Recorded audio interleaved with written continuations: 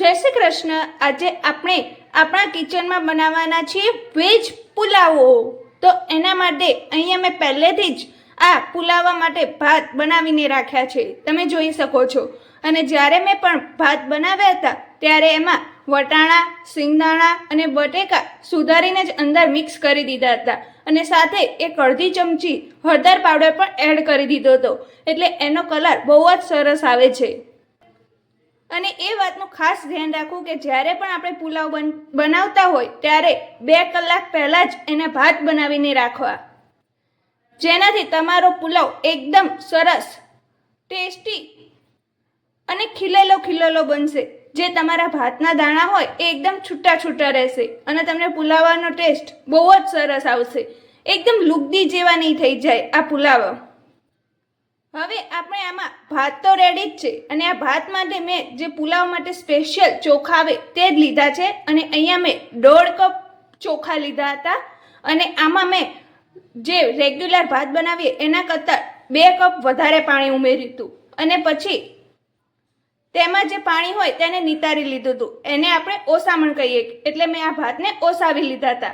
હવે એનો વઘાર તૈયાર કરી દઈએ। તો વઘાર માટે મેં શું લીધું છે હું તમને બતાવી દઉં।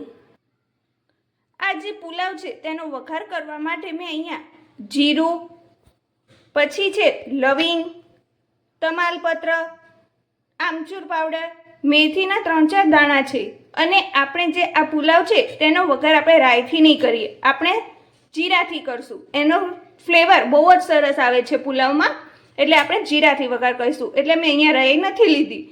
એના પછી છે આપણે વેજીટેબલમાં ગાજર, જેને મેં સ્લાઇસમાં કટ કરીને લીધા છે, એની સાથે કેબેજ છે, પછી છે ટમેટાં, એના પછી સકરિયા, એના પછી મરચું છે, હળદર છે અને એની સાથે જ આદુ, લસણ અને ડુંગળી લીધી છે। આમાં તમે બીજા વેજીટેબલ્સમાં આ જ રીતે સ્લાઇસમાં કટ કરીને બીટ પણ લઈ શકો છો, એના સિવાય તમે ફુલાવર પણ લઈ શકો છો।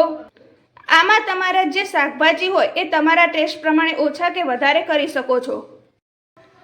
હવે આપણે આ પુલાવનો વઘાર તૈયાર કરી દઈએ। એના માટે મેં એક જાડા તળિયાવાળું વાસણ પહેલેથી તે ગેસ ઉપર ગરમ થવા મૂકી દીધું છે, તમે જોઈ શકો છો। એની સાથે મેં અંદર 3 મોટી ચમચી જેટલું તેલ લીધેલું છે, જે પણ મેં એડ કરી દીધું છે। હવે મેં આ પહેલેથી જ મૂકી દીધું છે, એટલે આનું તેલ ગરમ થઈ ગયું છે।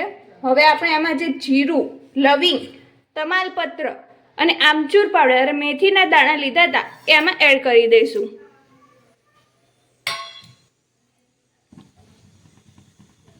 હવે 1 મિનિટ રહીને આપણે જે શાકભાજી લીધા છે એ એક પછી એક લઈ અને એમાં એડ કરશું।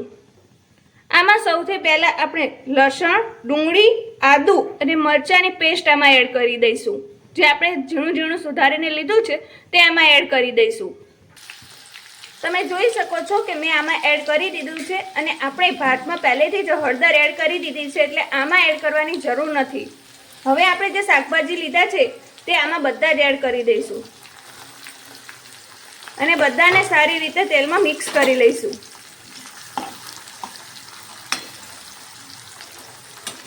અને આને આ જ કન્ડિશનમાં 2 મિનિટ સુધી રહેવા દઈશું, જ્યાં સુધી તે સોફ્ટ ના થઈ જાય આ બધા શાકભાજી, અને ત્યારબાદ પછી જ આનો મસાલો કરીશું। આપણા શાકભાજી હવે સોફ્ટ થઈ ગયા છે, એટલે હવે આમાં આપણે જે ભાત રેડી કરીને રાખ્યા હતા તે આમાં ઉમેરી દઈશું। હવે ચલો બધા જ ભાત પહેલાં ઉમેરી દઈએ અને એને ધીરે ધીરે હલાવતા જઈને એને શાકભાજી સાથે મિક્સ પણ કરતા જશું।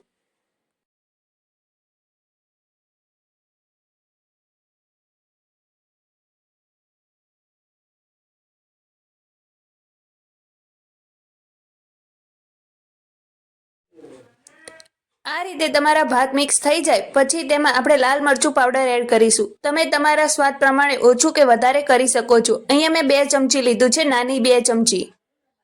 ત્યારબાદ એમાં 2 ચમચી ધાણા જીરું પાવડર એડ કરીશું। આ મિક્સ થઈ જાય પછી આમાં આપણે મીઠું એડ કરીશું। મીઠું તમારા સ્વાદ પ્રમાણે તમે ઓછું કે વધારે કરી શકો છો। અહીંયા 2 નાની ચમચી મેં અત્યારે લીધું છે મીઠું।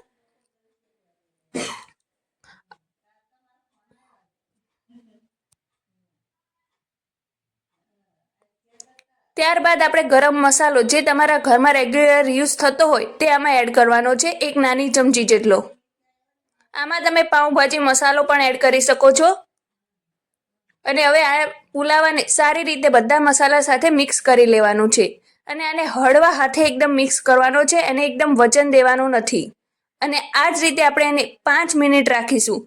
અને 5 મિનિટ પછી આની ગેસની ફ્લેમ બંધ કરી દેવાની છે. તો તમે જોઈ શકો છો એકદમ ટેસ્ટી આપણો પુલાવો તૈયાર છે.